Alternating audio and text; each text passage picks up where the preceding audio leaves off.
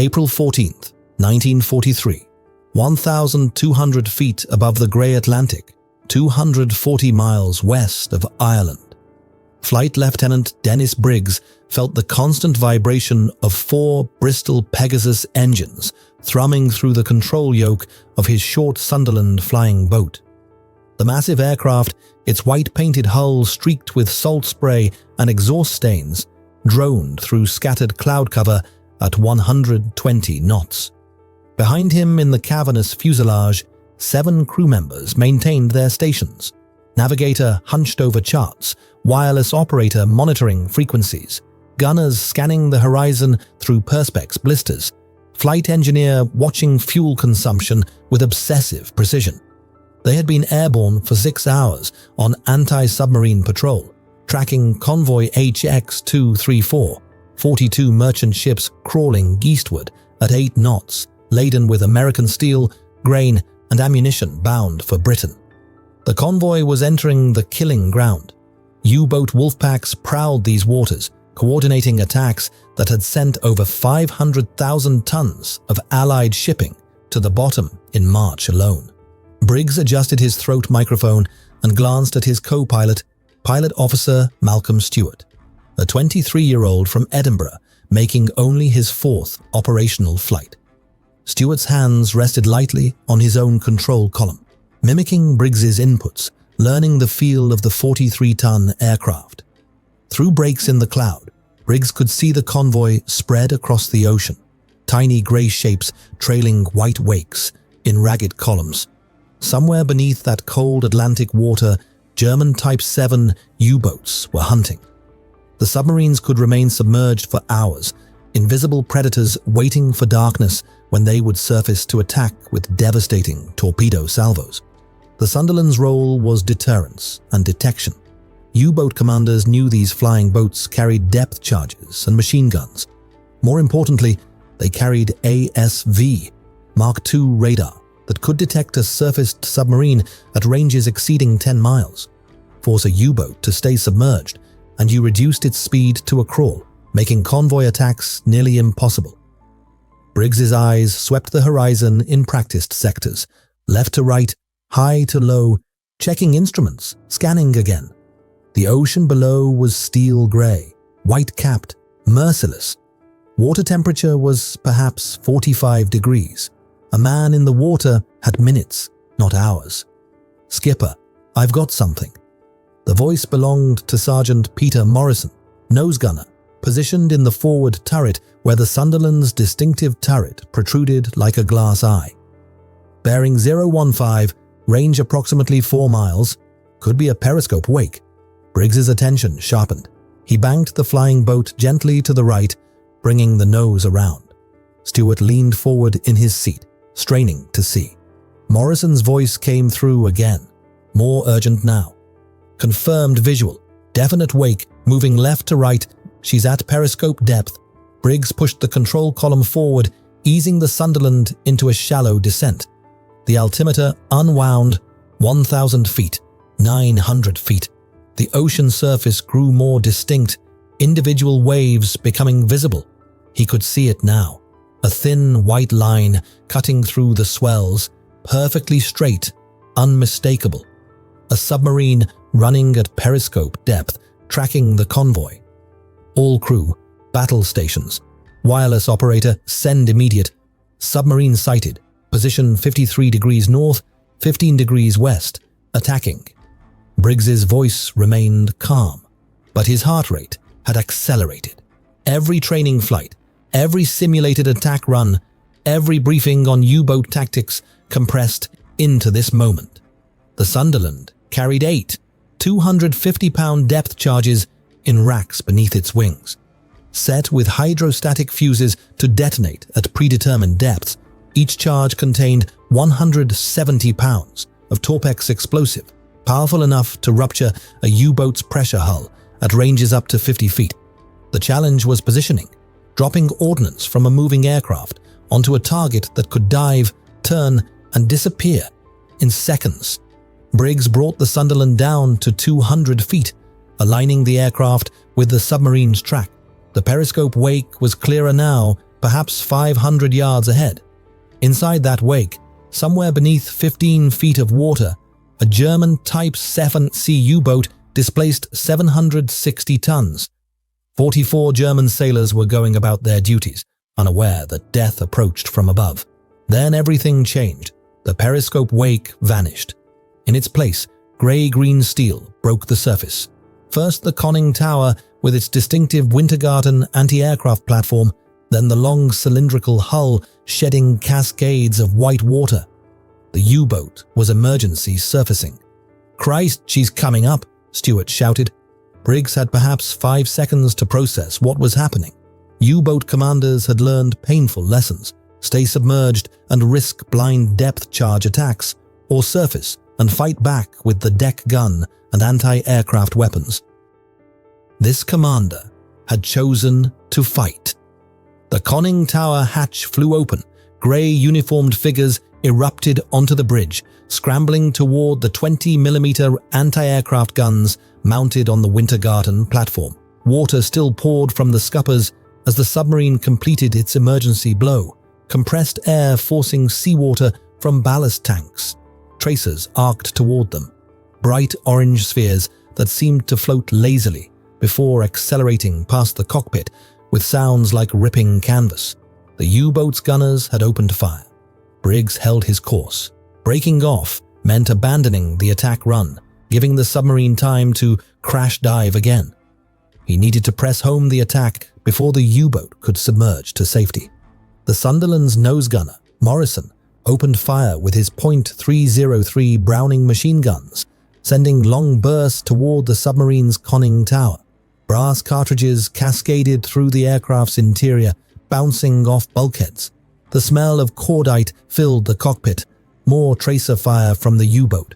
Something struck the flying boat's port wing with a metallic bang. Stewart flinched. Briggs kept the nose aligned with the submarine's hull, now clearly visible. A dark cigar shape, perhaps 220 feet long. Deutschland's swastika painted on the conning tower. The U-boat's deck gun crew had reached their 88mm cannon mounted forward of the conning tower. Briggs watched 3 men throw themselves against the breech mechanism, traversing the barrel skyward. That gun could put an armor-piercing shell through the Sunderland's hull before the flying boat could complete its attack run. "All gunners, suppress that deck gun," Briggs barked into the intercom. The Sunderland's rear turret erupted, Sergeant William Davies sending controlled bursts from his 4.303 Brownings toward the submarine's forward deck. The distance was still too great for accuracy, but the psychological effect was immediate. One German sailor threw himself flat against the deck casing. Another stumbled, clutching his shoulder. Briggs's world compressed to a narrow tunnel of focus. The control yoke felt alive in his hands, transmitting every gust of wind, every shudder from the engines. The altimeter read 180 feet, dangerously low. One miscalculation, one moment of distraction, and the flying boat's hull would cartwheel across the wave tops, disintegrating on impact. Range 150 yards came the steady voice of Sergeant James Whittaker from the bombing position. Holding. A 20mm shell punched through the Sunderland's port wing between the inboard and outboard engines. The aircraft shuddered. Warning lights flickered on the instrument panel. The U-boat filled Briggs's windscreen now.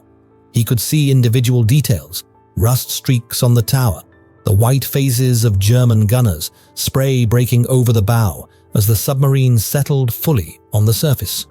The 88mm deck gun was nearly traversed, its barrel swinging toward them with terrible inevitability. 75 yards. The Sunderland roared over the submarine's bow at 140 knots. Briggs had pushed the throttles forward, trading fuel economy for speed. The German deck gun fired. The muzzle flash was brilliant orange. The shell passed so close to the cockpit that Stewart actually saw it. A dark blur that cracked past them with a sound like thunder. "Bombs gone," Whittaker shouted. Briggs felt the aircraft lurch upward as 8 250-pound depth charges dropped away from their wing racks.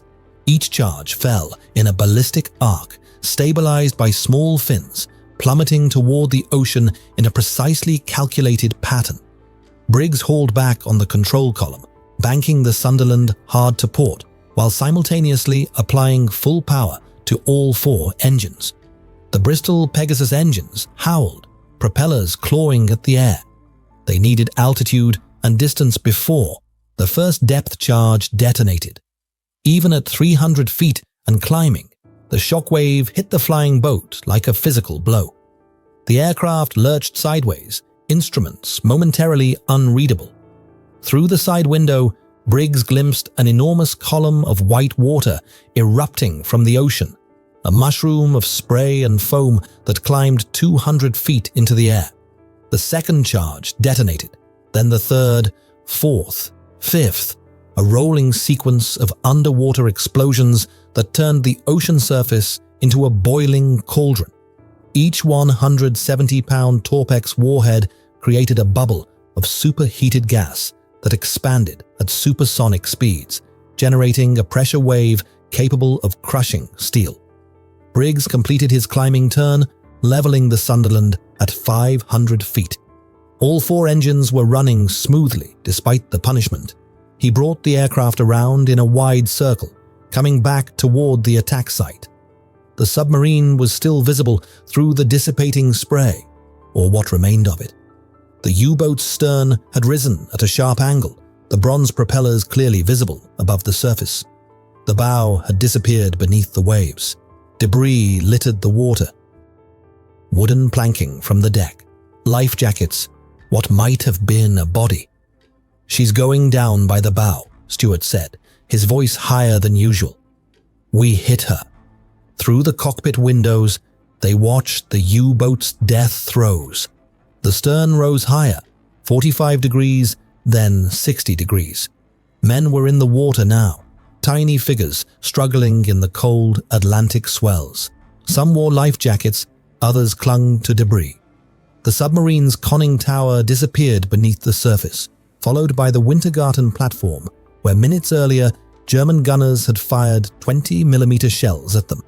The stern hung vertical for perhaps 15 seconds, propellers spinning lazily in the air, water cascading from the scuppers. Then it slid backward with surprising speed, the ocean closing over it with hardly a ripple. Oil spread across the surface in an iridescent slick, black and rainbow-colored, expanding rapidly. Air bubbles erupted from below, bringing debris, more wooden planking, a Kapok life jacket, papers, what looked like a chart. The oil slick was the telltale sign of a mortally wounded U-boat. Ruptured fuel bunkers, seawater flooding through breached compartments, 44 men trapped in a steel coffin descending into darkness. Briggs maintained his orbit at 500 feet, circling the oil slick. Below, German sailors struggled in 45-degree water. Some waved frantically at the aircraft. Others simply floated, already succumbing to hypothermia. Without rescue, they had perhaps 20 minutes before the cold claimed them. Then the oil slick exploded. Not with fire or flame, but with compressed air and seawater erupting in a geyser that climbed 50 feet. The U-boat was blowing ballast tanks, attempting to surface again. "Christ almighty, she's still alive," Davies shouted from the rear turret. The conning tower broke the surface like a breaching whale, shedding torrents of water. But something was wrong. The submarine emerged at a 15-degree list to starboard, her stern riding low. Black smoke poured from the conning tower hatch, not the clean exhaust of diesel engines, but thick, greasy smoke that spoke of electrical fires and burning insulation. Men emerged from the conning tower hatch, not the organized gun crews from the first encounter, but desperate sailors in life jackets, some helping wounded comrades. They weren't manning weapons, they were abandoning ship. The Sunderland circled at 300 feet, close enough now to see individual faces on the submarine's deck. Young faces, mostly, boys of 19 and 20, indistinguishable from the crew manning stations behind Briggs in the flying boat. They scrambled over the deck casing, some jumping directly into the water, others helping launch life rafts from the forward storage compartment. The U-boat's commander appeared on the bridge. Briggs could tell by the white-covered cap and the way other sailors deferred to him. He stood with one hand on the bridge, combing, surveying his dying boat with the stillness of a man, witnessing the end of everything he'd commanded. The U-boat's commander remained on the bridge as his crew abandoned ship around him. He leaned into the conning tower, seemed to be speaking to someone below, then straightened, saluted the ensign flying from the periscope standard, and stepped onto the deck casing. The submarine's stern dipped lower. Water washed over the afterdeck, reaching the base of the conning tower. The bow rose in response, climbing at an angle that grew steeper by the second. The U-boat commander jumped into the water, swimming toward the nearest life raft, where his crew waited. The bow climbed to 45 degrees, then 60. The conning tower disappeared beneath the waves. The pressure hull groaned, a sound audible even over the Sunderland's engines, a metallic shriek of steel surrendering to the ocean's pressure. The bow hung vertical for a moment, the submarine's number painted on the hull clearly visible. U-376. Then it slid backward into the Atlantic, leaving only wreckage and survivors. 7,000 feet of water. U-376 would reach the bottom in perhaps 20 minutes, crushed by pressure long before it touched the abyssal mud. 44 men had crewed that submarine. Briggs counted roughly 30 survivors in the water. 14 men had died in the attack, trapped in flooded compartments, killed by the depth charge explosions, or already claimed by the cold Atlantic.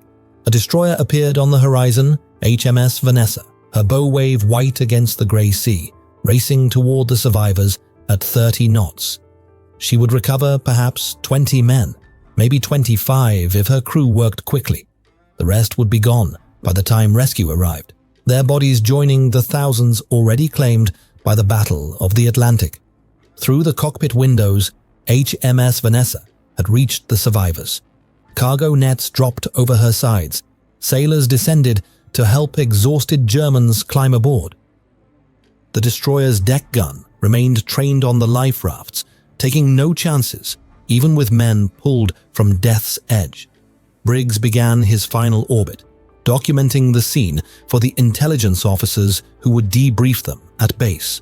4 life rafts, 1 destroyer conducting rescue operations, oil slick extending approximately 400 yards, scattered debris marking the submarine's final position.